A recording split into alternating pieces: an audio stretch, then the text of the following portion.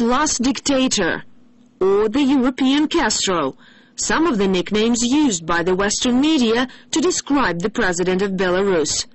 But could Lukashenko be saved by the bell? If such a professional gets down to business, I think Lukashenko has a big chance of success.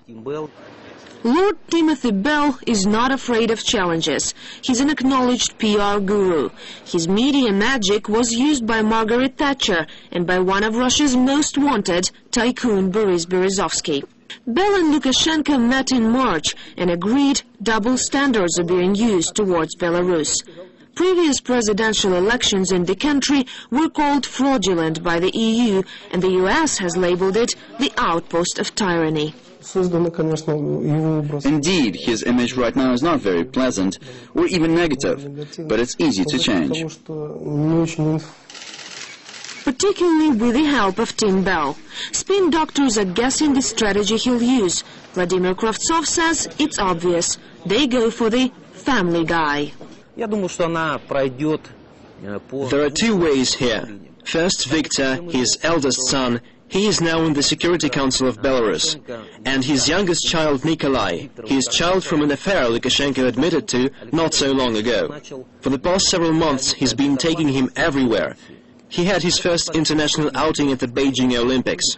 It's a classic scheme also with Saakashvili and Yushchenko, very popular with the public. Thus, a politician is unveiled through family.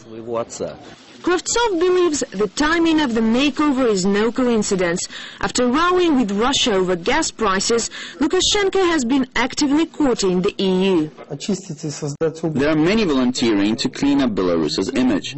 They understand keeping such company can promote the economic interests of the country. In this case, that's Britain. Mending ties with Europe has become essential ahead of the parliamentary elections.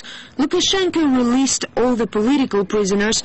The opposition is likely to gain seats in the parliament. The EU has responded by lifting sanctions, and in November, London hosts the Belarusian Investment Forum for the first time.